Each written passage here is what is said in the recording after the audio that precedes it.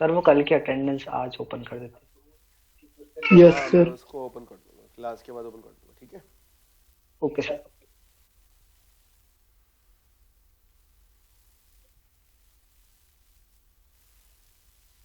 तो स्टार्ट करते हैं अपन। जैसे कि लास्ट क्लास में अपन लोगों ने ईएमएफ इक्वेशन पढ़ा था। तो ईएमएफ इक्वेशन में सबसे इंपॉर्टेंट चीज़ ये है कि उसमें कौन कौन से जो पैरामीटर्स हैं वो आपको न्यूमेरिकल में दिए हुए हैं। फिर उसकी हेल्प से किस तरीके से आपको न्यूमेरिकल में नंबर ऑफ टर्न्स दिया हुआ है, या फ्रीक्वेंसी दी है, या फिर फ्लक्स है, या फ्लक्स मैग्नेटिक फ्लक्स है, उसके हिसाब से वो देखना पड़ेगा अपन को, है ना।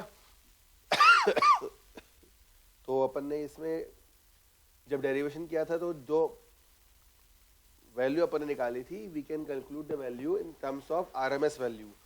तो आरएमएस वैल्यू में इसकी वैल्यू आएगी, इट मीन्स दैट कि इसमें जो भी आपका फॉर्म फैक्टर अपन यूज़ करते हैं उसमें मल्टीप्लिकेशन अपन ने कर दिया था एवरेज वैल्यू का, तो उससे आपकी आरएमएस वैल्यू आ गई थी। ये अपन ने किया। उसके बाद दोनों का अपन ने क्या देख लिया, ट्रांसफॉर्मेशन रेशियो देख लिया। देन आफ्टर दैट ट्रांसफार्मर में मैंने आपको बताया था कि दो तरीके से अपन देखेंगे, या तो नो लोड कंडीशन या ऑन लोड कंडीशन। इसमें विदाउट लॉसेस और विद लॉसेस दोनों को ही मैं आपको एक्सप्लेन करके बता दूंगा कि किस तरीके से अपन इसको देखेंगे। अब विदाउट लॉसेस में सबसे पहले मैंने आपको बता दिया था, तो इसको अपन एक तरीके से it can also behave like a ideal transformer. ठीक है, इस कंडीशन को अपन ideal transformer on no load भी बोल सकते हैं। ठीक है, किसी भी स्टूडेंट को इस ट्रांसफार्मर के डायग्राम में या फेजर डायग्राम में कोई प्रॉब्लम है क्या? क्योंकि मैंने कहा था नेक्स्ट क्लास में एक बार इसको रिवाइज करके फिर नया टॉपिक स्टार्ट करूंगा मैं।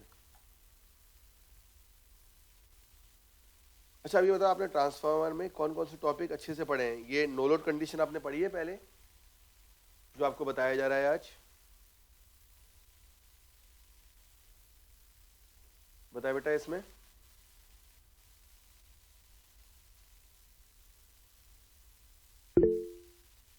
नहीं सर। No sir. ठीक है, तो जो अभी तक समझाया उसमें से किसी भी स्टूडेंट को कोई प्रॉब्लम या डाउट हो बताएं। क्योंकि अगर नो लोड कंडीशन आएगा तो अब अपन स्विच करेंगे ऑन लोड कंडीशन में, तो वो थोड़ा सा और टिपिकल हो जाएगा, इसलिए इसका कंसेप्ट पता होना जरूरी है। सर। हाँ पूछो। सर जो हमने ईएमएफ इक्वेशन लिखी थी उसमें E1 और E2 जो थे उसमें हमने ईएमएफ इंड्यूस पर टर्न्स जो लिखा था वो कौन से टर्न्स हैं? देखो यहाँ पे ठीक है, अच्छा क्वेश्चन किया है अपन ने। अपन सिंपल लिखते हैं कि we know that E is equal to D five by D T. ठीक है, ये लिखते हैं। ये अब यहाँ पे अगर मैं ये वाली टर्मिनोलॉजी यूज कर रहा हूँ, E is equal to D five by D T, इसका मतलब ये है कि इसमें कोई भी नंबर ऑफ टर्न्स अभी यहाँ पे यूज अपन नहीं कर रहे हैं। Got my point? यस ठीक है, सर। तो average rate of change of flux जो है ये मेरी कौन सी वैल्यू है? D five by D T की वैल्यू है ना। और जब मैंने इसको यूज किया है एवरेज ईएमएफ इंड्यूस पर टर्न, इट मींस दैट जो मेरा यहाँ पे 4FIM की वैल्यू आ रही है, इस 4FIM को मैं इक्वल कर रहा हूं किसके बराबर? ई के बराबर। जो भी मेरा ई आ रहा है यहाँ पे, मान लीजिए स्मॉल ई या कैपिटल ई पर लेके चल रहे हैं।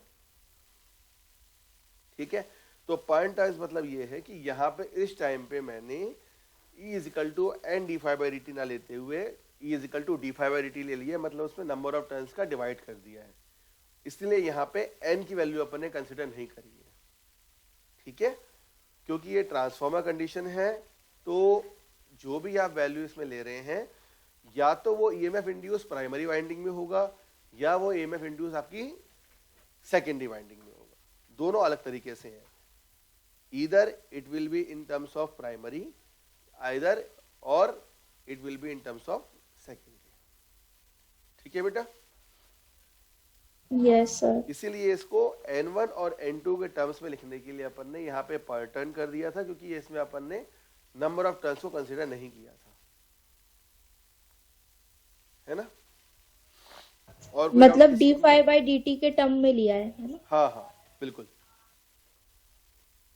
वहां भी सिंपल अपने N नहीं लिखा हुआ है इसको। यहाँ पे जो टर्न्स की वैल्यू है, N की वैल्यू है, इसको अपन नहीं लिया यहाँ पे। इसलिए ओके इसको सर। पर टर्न कर दिया मैंने, है ना? ठीक है, यस सर। और कोई डाउट हो तो बताएं बेटा इसमें आप।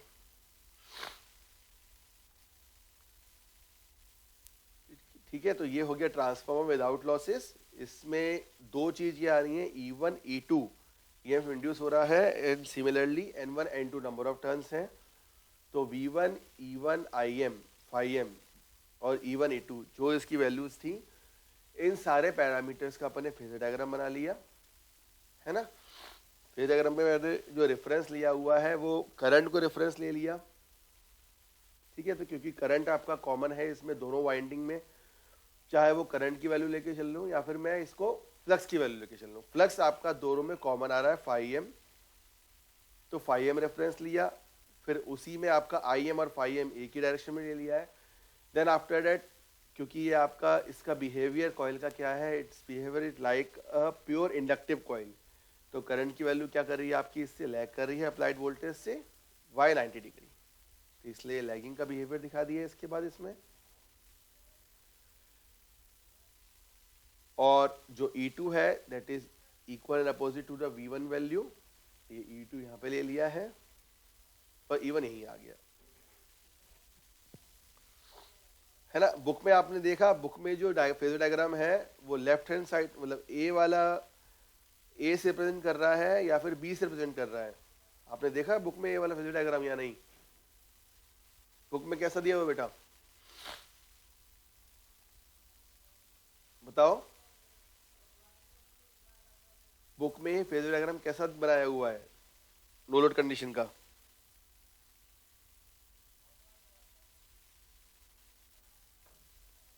बताएं बेटा, देखा कि नहीं देखा? कुछ तो बोलो।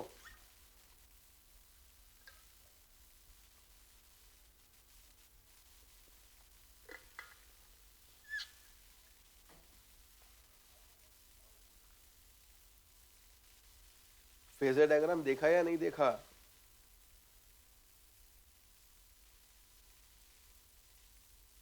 क्या हो गया, आवाज नहीं आ रही क्या?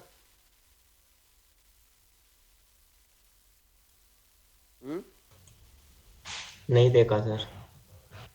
देखा, देखना चाहिए ना।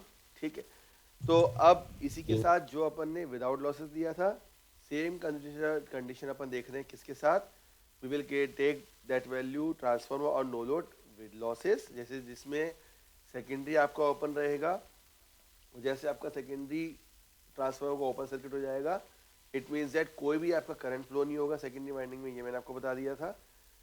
और प्राइमरी इनपुट करंट है दो तरीके के, उसमें लॉसेस रहेंगे, number one is iron loss and second one is core loss और कॉपर लॉस। तो उसी को मैंने यहाँ पे जस्टिफाई किया था, तो दो लॉसेस आपके नो लोड करंट या फिर प्राइमरी करंट से आपके डिवाइड होंगे। Number one is the reactive component और wattless component and second one is the active component और वॉट फुल कंपोनेंट। ठीक है, और इसका जो वैल्यू आई थी अपनी आई नॉट की, that is equal to under root of I mu square plus I W square. ये कैसे आया, because here the value of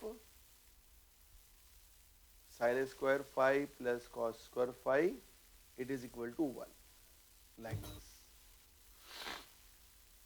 है ना? जब अपन ने इक्वेशन 1 एंड सेकंड को दोनों को क्या कर दिया है इसमें, square adding and squaring. Good, तो ये आपकी वैल्यू आ गई इसी में। इसी से अपन ने देखा कि जो आपका लॉसेस वाला टर्मिनोलॉजी है उसका इक्विवेलेंट सर्किट में कैसे अंतर आया है, तो इक्विवेलेंट सर्किट में इसकी कंपोनेंट मैंने बना दी है। सिमिलरली वही चीज आपकी रिफ्लेक्ट कहाँ कर रही है, it can also reflect on the phasor diagram. Phasor diagram में वो चीज आपकी रिफ्लेक्ट यहाँ पे दिख रही है। तो इसमें जो पहला करंट जो आपका रिएक्टिव में आ रहा है उसको मैंने रेफरेंस लिया हुआ है विद रिस्पेक्ट टू 5M, और IW जो है रेजिस्टेंस के कारण आपका V1 में ही रहेगा, और I नॉट जो करंट है this I naught current will be the diagonal addition या vector addition of I mu and I W, जैसे कि अपन यहाँ पे आई नॉट की वैल्यू बनाई थी. And similarly E1 it is equal and opposite to V1 और E2 इससे कम रहेगा. ठीक है, यहाँ तक कोई डाउट किसी को इस फेजर डायग्राम में? आगे बढ़े बेटा. Yes sir. इसके बाद ये कुछ न्यूमेरिकल्स हैं जो अपन को आज देखते हैं. ठीक है, तो लिखिए 20 kVA 3300/240 volt 20 kVA 3300/240 volt 50 hertz single phase transformer has 80 turns on secondary winding.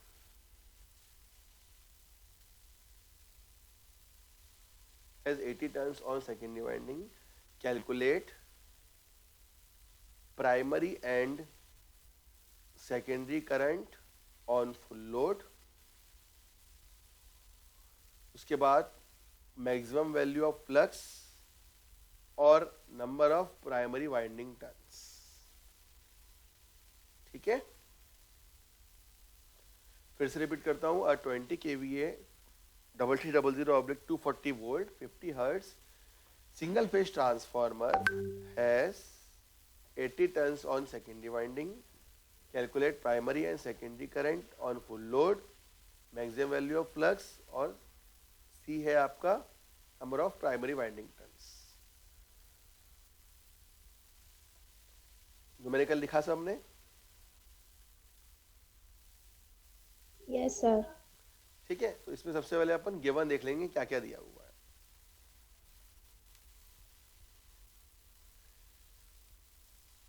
देखो, इसमें सबसे पहले तो आपको क्या दिया हुआ है, पावर दे दी है ट्रांसफार्मर की, दैट इज 20 kVA.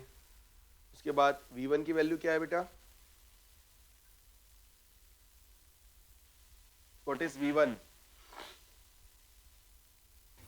3300 3300 है ना.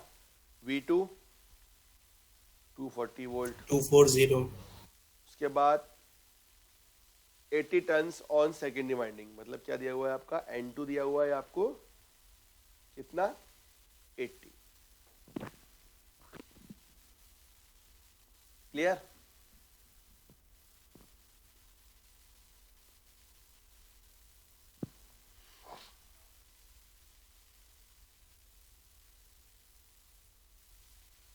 चलिए बेटा इसको सॉल्व करते हैं. तो अपन को पता है, वी नो दैट कि the value of N2 upon N1 is equal to V2 by V2 अपन V1 है ना. तो उससे क्या आ जाएगा आपका? प्राइमरी वाइंडिंग का फ्लक्स आ जाएगा, प्राइमरी वाइंडिंग के नंबर ऑफ टर्न्स आ जाएंगे. So the value of N1 equal to N2 multiply by V1 upon V2, यही होगा. ठीक है, इसको मैं इधर ले गया राइट साइड, इसको लेफ्ट साइड ले गया. कितना आया N1 नंबर ऑफ टर्न्स? 700 कितना? 1100. 1100. 1100 ठीक है जनरल. तो N1 की वैल्यू कितनी आ गई आपकी? 1100.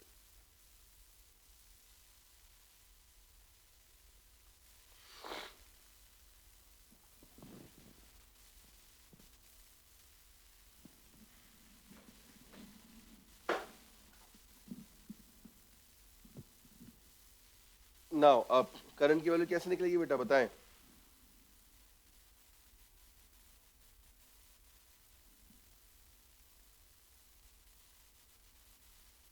बताओ. Sir input power is equal to output power. वो तो सेम है. अच्छा, V1 I1 equal to V2 I2 कह रहे हो आप? V2 I2 yes sir. तो V1 और I1 अगर मैं रखता हूँ तो वो तो I1 अपॉन I2 रेशियो में आएगा, फिर कैसे करोगे?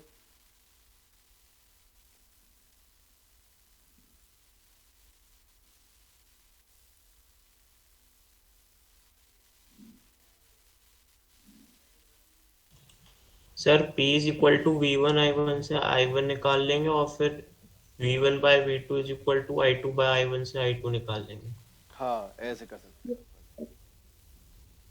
गुड, चलो सॉल्व करके देखते हैं इसको। या फिर वाइस वर्सा भी कर सकते हैं। हाँ हाँ, कुछ भी कर सकते हैं, ठीक है। P इक्वल टू जैसे V1 I1 है अपना, ठीक है, तो इससे 20 इंटू 20⁻³ हो जाएगा ये, क्योंकि KVA है ना, और V1 कितना है आपका 3300 मल्टीप्लाई बाय I1, तो इससे I1 की वैल्यू कितनी आ गई बेटा, बताएं?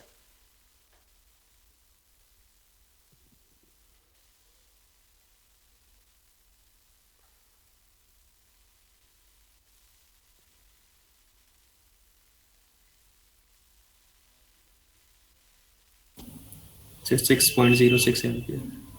6.06 एम्पियर, ठीक है, ये हो गया आपका I1। नाउ अपन रेशियो जानते हैं, the value of V2 by V1 is equal to I1 by I2, ठीक है, सही है ना। तो V2 बाय V1 मतलब 240 बाय, या इससे सीधे I2 ही निकाल लेते हैं ना अपन, आ जाएगा ना इससे आप I2।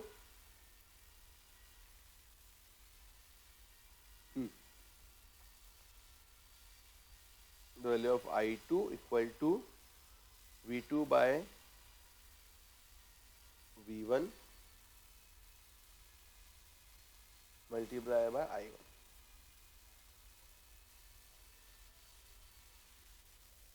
नहीं है, V1 बाय V2 हो जाएगा ना।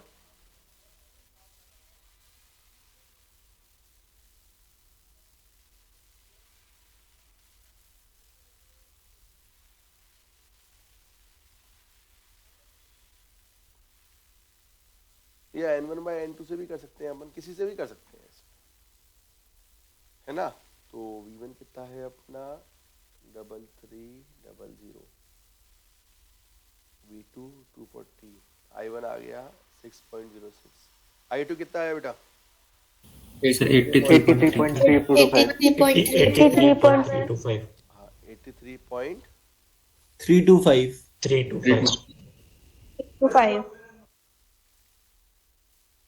देखो, इससे आपका ये भी प्रूफ हो रहा है, जैसे ये ट्रांसफॉर्मर कौन सा है आपका, स्टेप डाउन ट्रांसफॉर्मर, ठीक है। V1 की वैल्यू ज़्यादा है, V2 की वैल्यू कम है।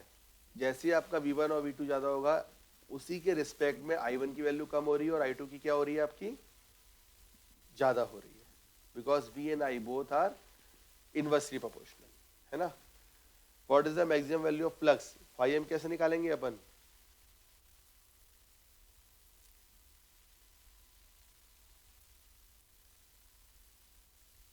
इससे आ जाएगा 4.44 F into φm, ठीक है, या E1 से निकाल लो, यहां से आ जाएगा φm आपका। F आपको पता है, E1 की वैल्यू वही है जो आपका वोल्टेज दिया हुआ है। N2 से निकालना चाहिए। N2 से निकालना, N2 से निकाल लो, फुल लोड दिया हुआ है इसलिए।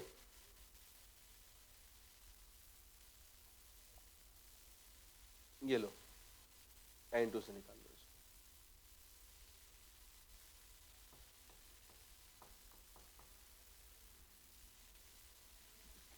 ठीक है, समझ आया है। ट्रांसफार्मर में जो भी आपकी पैरामीटर दिए होंगे उनको रख के फिर अपन को फॉर्मूला कैलकुलेट कैसे करना है बेटा।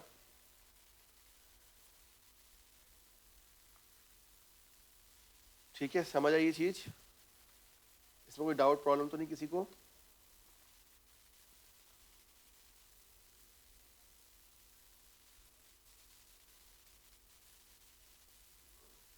है ना। इसी तरीके से एक न्यूमेरिकल और कर लेते हैं अपन, आप लोग देख लेना।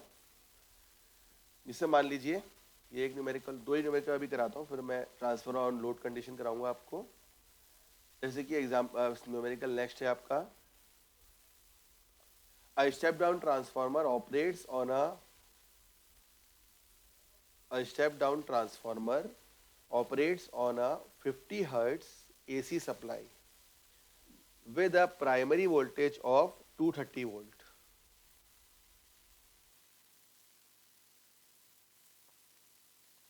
The primary voltage of 230 volt, मतलब V1 जो दिया हुआ है आपका इसमें वो 230 दिया हुआ है ना।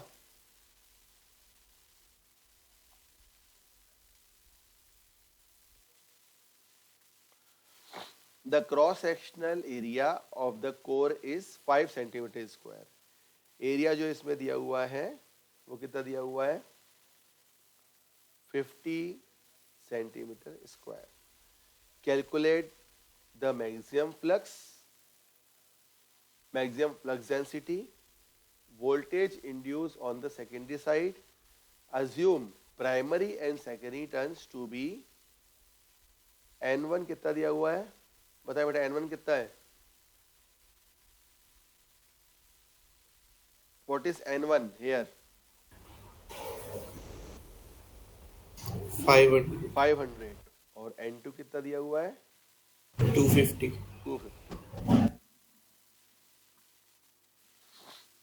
हो जाएगा ये न्यूमेरिकल।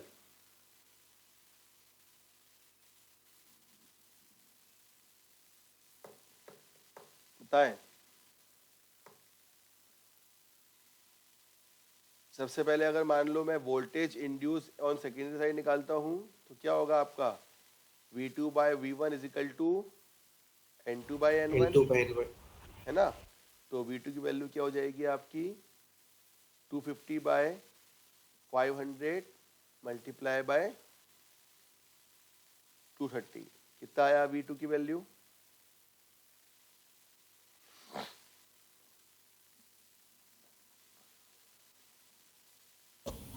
से 115 वोल्ट। चलिए नेक्स्ट, मैक्सिमम फ्लक्स और मैक्सिमम फ्लक्स डेंसिटी ये कितना आएगा बताएं।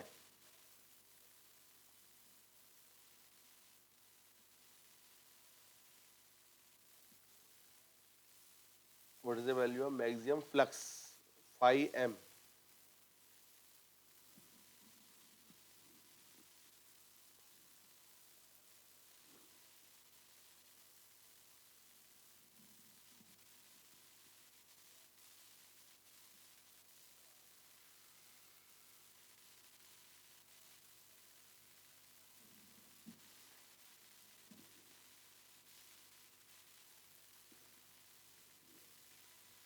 कैसे निकलेगा बताओ, मैक्सिमम फ्लक्स की वैल्यू कैसे निकालेंगे अपन, 5m E is equal to 4.44 F N1 by M.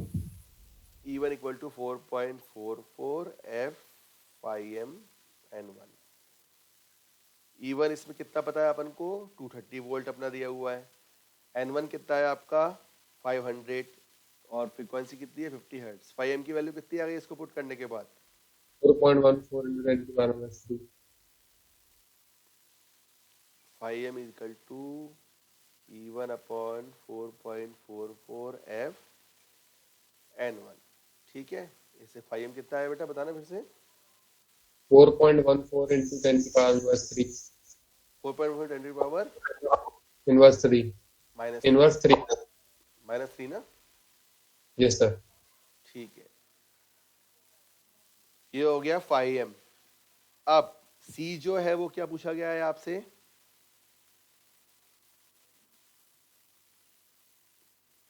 What is the value of maximum flux density, इसके फॉर्मूला क्या होता है, Bm equal to flux per unit area भाई है ना। तो 5m आपका दिया हुआ है कितना, 4.14 × -3 निकाल दिया। एरिया आपका है 50 सेंटीमीटर स्क्वायर, मतलब 50 इंटू 10 पावर -2 हो जाएगा। तो Bm की वैल्यू कितनी आई पुट करने के बाद बताएं,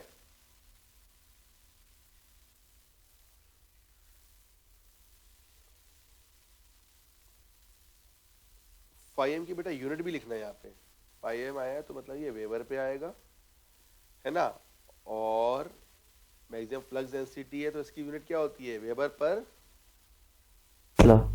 मीटर स्क्वायर। टेस्ला। हाँ टेस्ला भी लिखते हैं, टेस्ला और वेबर मीटर स्क्वायर, ठीक है।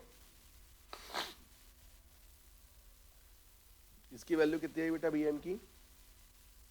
0.008।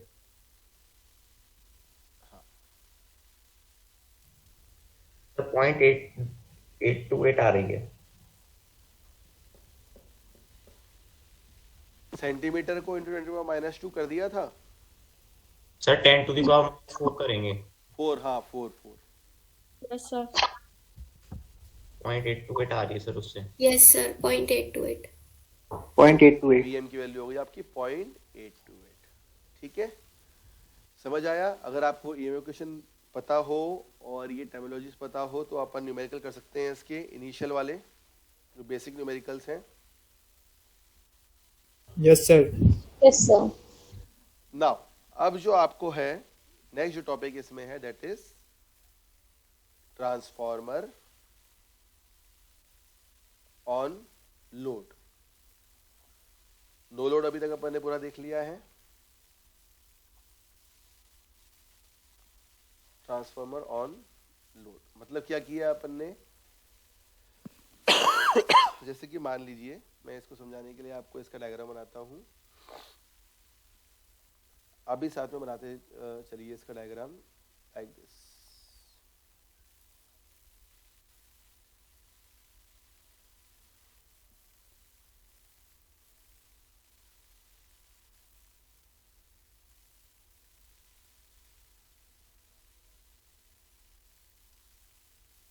ऐसे, ठीक है। सबसे पहले मैं क्या कर रहा हूं इसमें प्राइमरी में नंबर ऑफ टर्न्स दे रहा हूं लाइक दिस।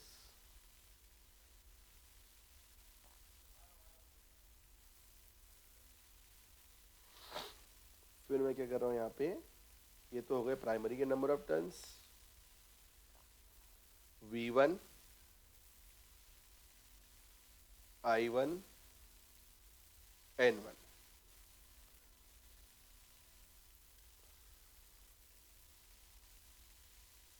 अब सेकेंडरी के नंबर ऑफ टर्न्स यहाँ पे दे रहे हैं लाइक दिस।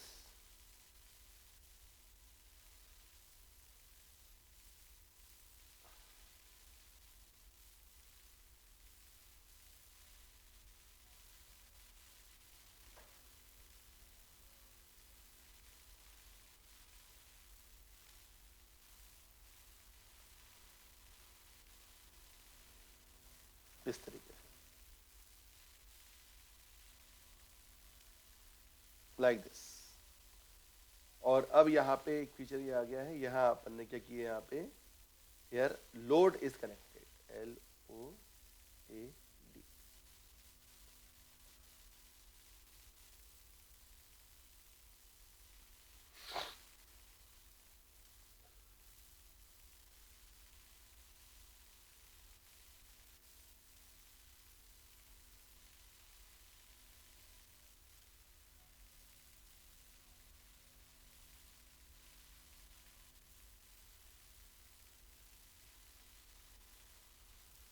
Like this. और यहाँ करंट फ्लो करा रहे हैं अपन I2। Number of turns are N2 and this is, इसको हम मान के चलते हैं कि अपना ट्रांसफॉर्मर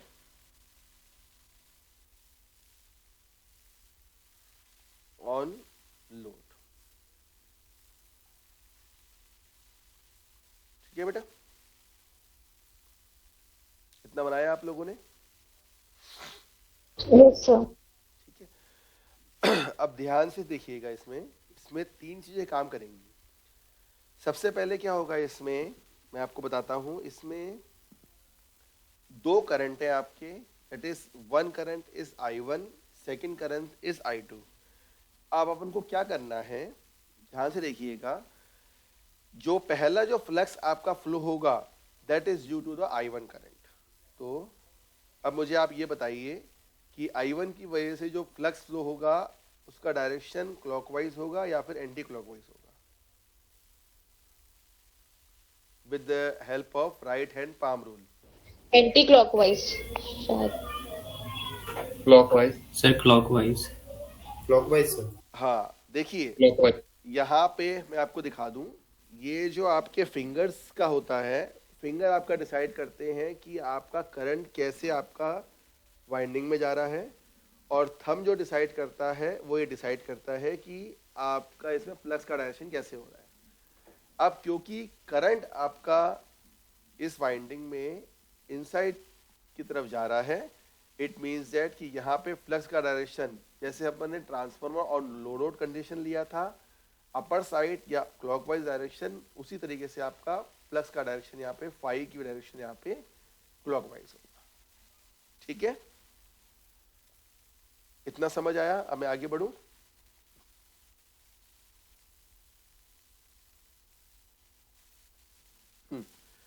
अब यहाँ पे जो N2 का जो अपना इसमें दिख रहा है नंबर ऑफ टर्न्स, जैसे N1 जो था वो आपका ऊपर की साइड से था, और N2 का जो वाइंडिंग स्ट्रक्चर आ रहा है वो आपकी वाइंडिंग के अंदर से आ रहा है। ठीक है, इट मीन्स दैट अब इसमें जो आपका, क्योंकि करंट आपका बाहर की तरफ जा रहा है ना, लोड की तरफ जा रहा है, और I1 जो करंट था वो आपका सप्लाई से अंदर की तरफ आ रहा था। तो इसमें आप ये बताइए, जब I2 करंट आपका बाहर की तरफ जा रहा है तो उसके कारण फ्लक्स का डायरेक्शन क्या होगा, अपवर्ड या डाउनवर्ड, मतलब एंटी क्लॉकवाइज होगा या क्लॉकवाइज होगा? क्लॉकवाइज। क्लॉकवाइज।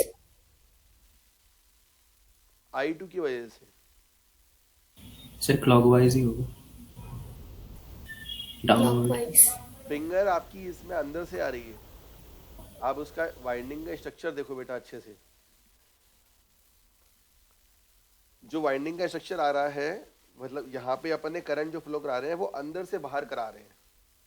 ठीक है ना, अंदर से बाहर करा रहे हैं, इसका मतलब क्या होगा, इसमें फ्लक्स का direction with the help of right hand palm rule, वो भी आपका क्या हो जाएगा, यहाँ पे इसमें एंटी क्लॉकवाइज रहेगा। ठीक है, मतलब ये जो है φ2, इसको मान लीजिए मैं φ2 बोल रहा हूं, ठीक है ना, ये इस मेन फ्लक्स का क्या करेगा, it will be oppose of that flux φ। समझ आया इसका डायरेक्शन अपोजिट कैसे हो रहा है? तो करंट की डायरेक्शन से डिसाइड करना है। हाँ, मतलब करंट की डायरेक्शन में राइट हैंड का पाम को कर्ल करना है। हाँ, चाहे वो इनकमिंग साइड हो चाहे वो आउटगोइंग साइड हो, आपको उसके हिसाब से अपना करंट की वैल्यू को डिसाइड करना है कि जैसा आपका करंट की वैल्यू फ्लो होगी वैसा ही आप अपना उसमें फ्लक्स को फ्लो कराओगे। तो जो फिंगर्स जो रहती हैं, फिंगर डिसाइड करती हैं कि आपका डायरेक्शन ऑफ करंट क्या है, और थंब जो है वो ये डिसाइड करता है कि इधर आपका फ्लक्स का डायरेक्शन क्या है। ठीक है,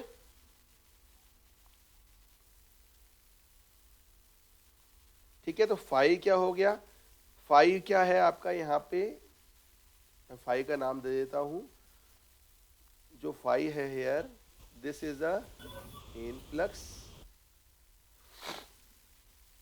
और जो φ2 है वो है आपका सेकेंडरी फ्लक्स।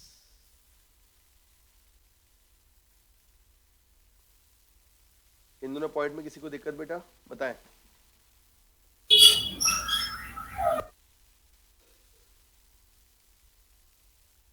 ये बनाया सबने? Hello sir. हाँ पूछो।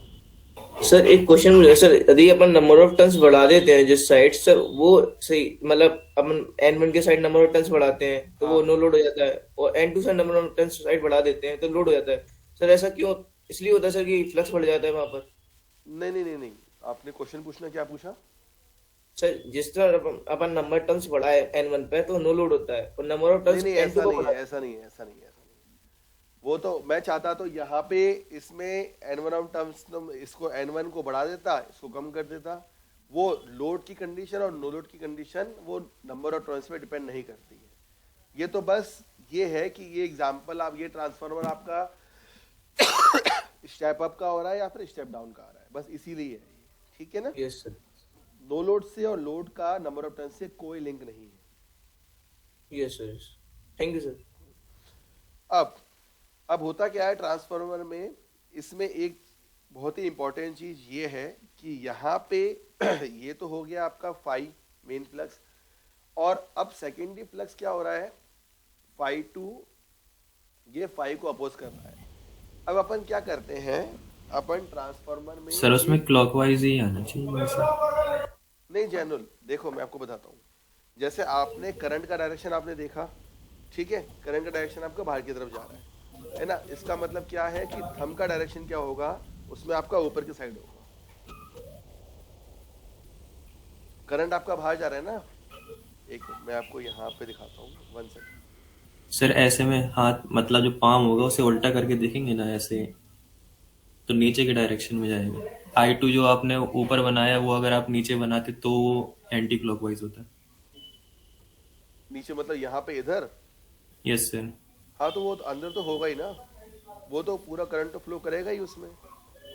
आप क्या कह रहे हो कि मैं इसको यहाँ इस तरीके से बना दूँ, लाइक इट, नो सर। बाहर।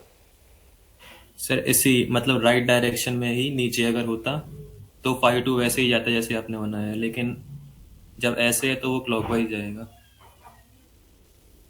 देखो करंट तो लोड पे ही आएगा ना। Yes sir. एक मिनट, ये I2 करंट हाँ मैंने सर। यहाँ, अच्छा ये यस वाइंडिंग, सर, अब सही आएगा, अब सही ओके, आएगा। हाँ हाँ हाँ सही कह रहे हो, ये मैंने गलत किया, थैंक यू, इसमें मेरा ध्यान नहीं गया।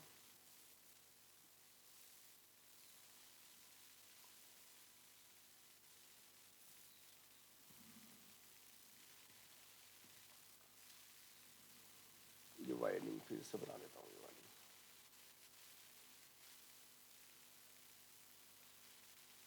अच्छा मतलब ये वाली अपनी वाइंडिंग गलत हो गई थी, है ना, इसलिए आप yes sir, confuse. Yes sir, yes sir.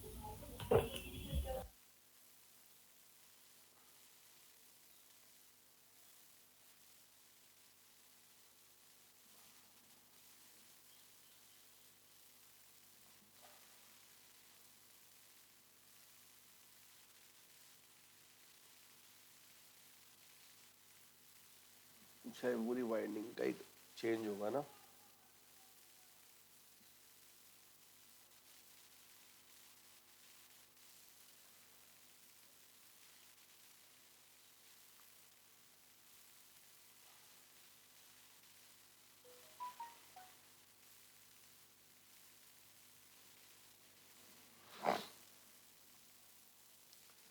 ठीक है, आप समझ आ गया यस सर। ना। अब यहाँ पे क्या किया, करंट का वैल्यू जो था वो आपका बाहर हो रहा है, तो जैसे ही आपका उसका करंट का वैल्यू बाहर हो रहा है, उसकी वजह से आपका जो फाई टू का डायरेक्शन है वो क्या हो रहा है, इसके अपोजिट। आप भी इसको सही कर लेना, है ना। तो इसमें मैं आपको एक चीज और बता दूं कि यहाँ पे करंट का डायरेक्शन जैसे इंपॉर्टेंट, जैसे करंट का डायरेक्शन इसका यहाँ पे इस तरीके से अंदर आ रहा है ना, और यहाँ करंट का डायरेक्शन इसमें क्या आ रहा है, इसमें बाहर आ रहा है, तो उसके करंट के डायरेक्शन की वजह से आपका फ्लक्स का डायरेक्शन इस पर डिपेंड कर रहा है ना। अब जो है यहाँ पे फाई टू है, फाई टू मेन फ्लक्स को आपको क्या कर रहा है, अपोज कर रहा है, ठीक है।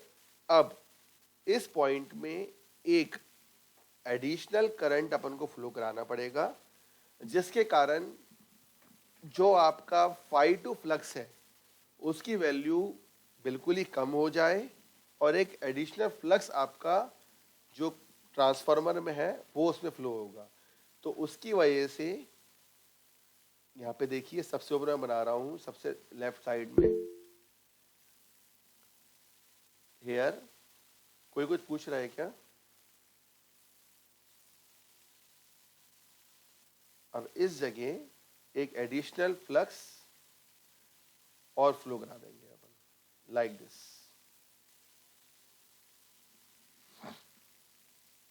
जिसको मैं नाम दे दूंगा क्या, phi 1 डैश.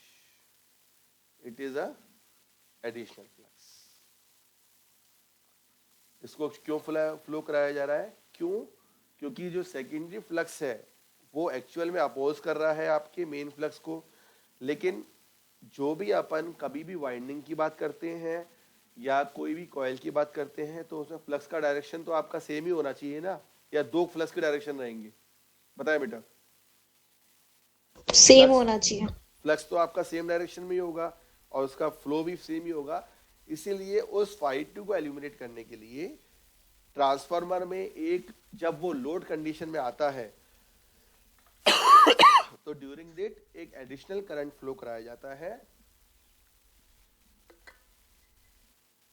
जिसकी वजह से एक एडिशनल फ्लक्स आपके इसमें फ्लो होगा. Got my point? समझ आया यहां तक बेटा आपको? मैं इसको अभी आपको Yes. डिक्टेट करवा के लिखवाऊंगा ना तो और आपको क्लियर हो जाएगा. यहां तक लिख लिया, मैं आगे बढ़ूं, इसका एक्सप्लेन करूं क्या है इसमें इसकी थ्योरी. मतलब ये बना लिया आप लोगों ने सबने? Yes sir. Yes sir. Next slide में आऊं.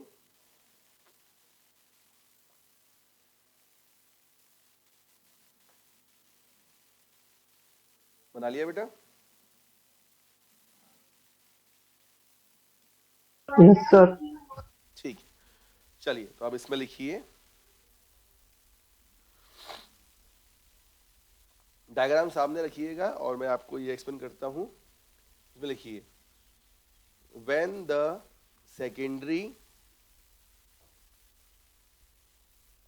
secondary circuit of a transformer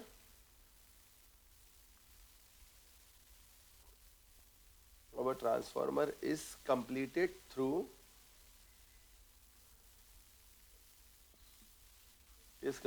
through an impedance और लोड. ठीक है, मतलब सेकेंडरी सर्किट तो ट्रांसफार्मर जब भी आपका कंप्लीट हो रहा है किसी एक इम्पीडेंस से या फिर लोड से, तो उस कंडीशन को हम बोलते हैं the transformer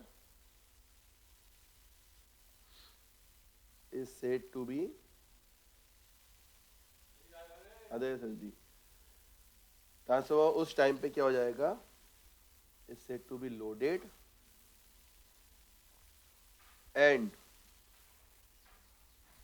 current flows through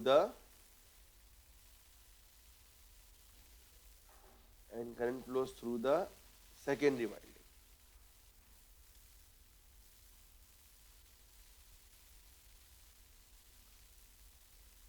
And the load.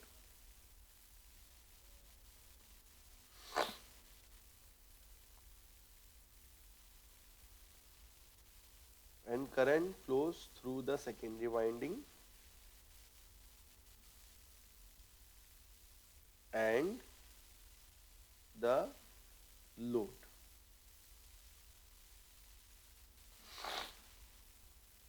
ठीक है, next line. The secondary current जो आपका I2 करंट इसमें हो रहा है, the secondary current I2 sets up its own MMF. मतलब वहां पे क्या हो रहा है बेटा कि N2 आ रहा है सेकेंडरी वाइंडिंग का, N2 है और I2 करंट फ्लो हो रहा है, तो N2 I2 की वजह से MMF आएगा और MMF से वहां पे क्या हो जाएगा, hence creates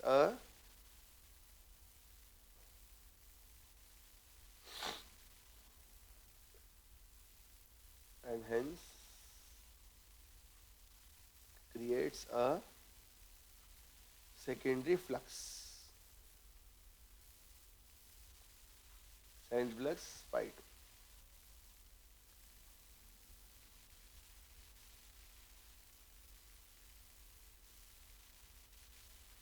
ठीक है,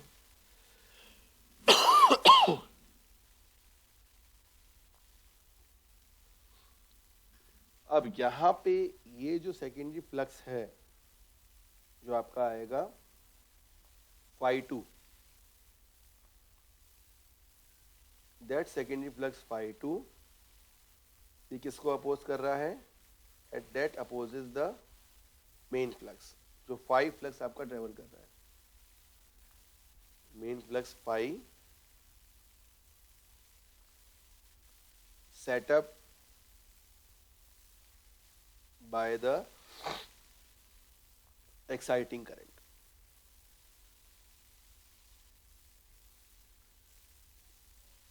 है ना, आई नॉट बोलते हैं उसको, कहीं कहीं आई वन बोल देते हैं।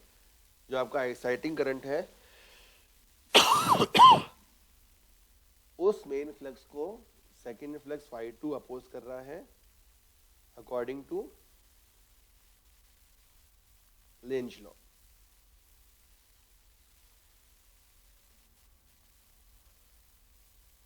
ठीक है, ये समझ आया कि मतलब सबसे पहले आपका एक मेन फ्लक्स फ्लो हुआ, फिर I2 की वजह से आपका फाई 2 फ्लक्स फ्लो हुआ। वो I2 फाई 2 फ्लक्स जो है, अब वो मेन फ्लक्स और फाई 2 ये दोनों आपके अपोज हो रहे हैं ड्यू टू अपना लेंज लॉ। नाउ अब जो इम्पोर्टेंट कंसेप्ट वो ये है कि अपन एक मान के चलेंगे एक additional current, let the additional primary current B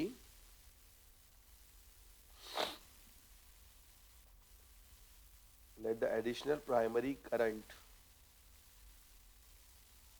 be I1 dash। Additional primary current एक अपन मान रहे हैं और उसको अपन नाम दे रहे हैं I1 डैश। ठीक है, और ये जो प्राइमरी करंट रहेगा, ठीक है, ये किसके अपोज रहेगा? This is in phase opposite to the I2। So that current I1 dash is in phase opposition with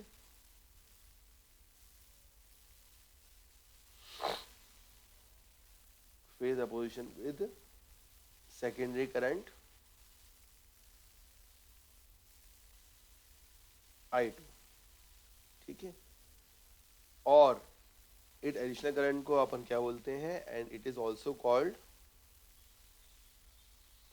counter balancing current. Counter balancing current इसको क्यों बोल रहे हैं बेटा?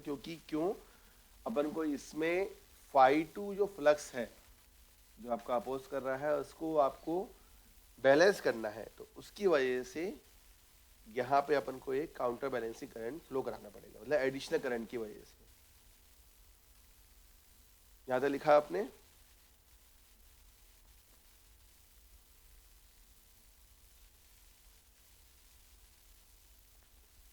आगे बढ़ूं बस 2 मिनट और इसमें, फेजर डायग्राम फिर नेक्स्ट क्लास में देख लेंगे इसका। आगे हो बेटा। ठीक है, अब यहाँ पे ये जो आपका एडिशनल करंट है, that additional current I1 dash ये भी एक MMF सेटअप करेगा, setup MMF N1 I1 dash, और ये क्या प्रोड्यूस करेगा? It producing a flux phi 1 dash. ठीक है, किसके डायरेक्शन में? In the same direction as that of main flux। ठीक है, और सबसे इंपॉर्टेंट चीज क्या करेगा? ये अब कैंसिल करेगा, किसको कैंसिल करेगा बताए बेटा? अभी तक जो अपन इतना सब कुछ कर रहे हैं किस चीज के लिए कर रहे हैं? हाँ, secondary flux, and it cancel the flux phi 2.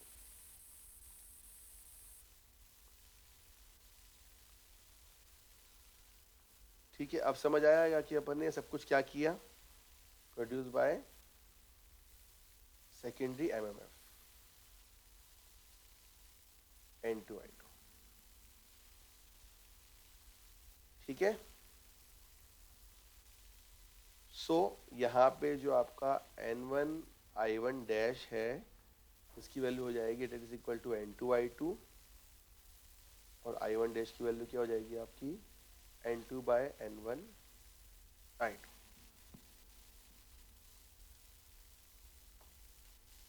है ना, और I1 और I1 डैश कौन से जगह फ्लो हो रहे हैं? एक ही डायरेक्शन में फ्लो हो रहे हैं. So value of I1 is equal to I1 dash is equal to N2 by N1 into I2. Hence I1 upon I2 equal to N2 by is equal to K.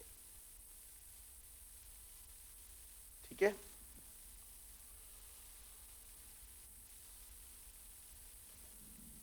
समझ आया बेटा इसमें? एक बार ये जो अपन ने किया है सब कुछ.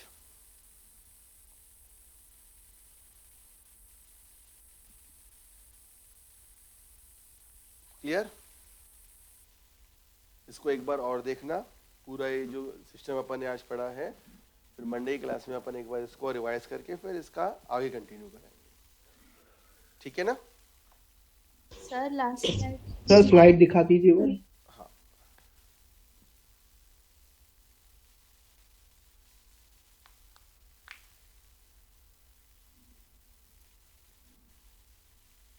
सर अटेंडेंस का टाइमिंग बढ़ा दीजिए ना कल की.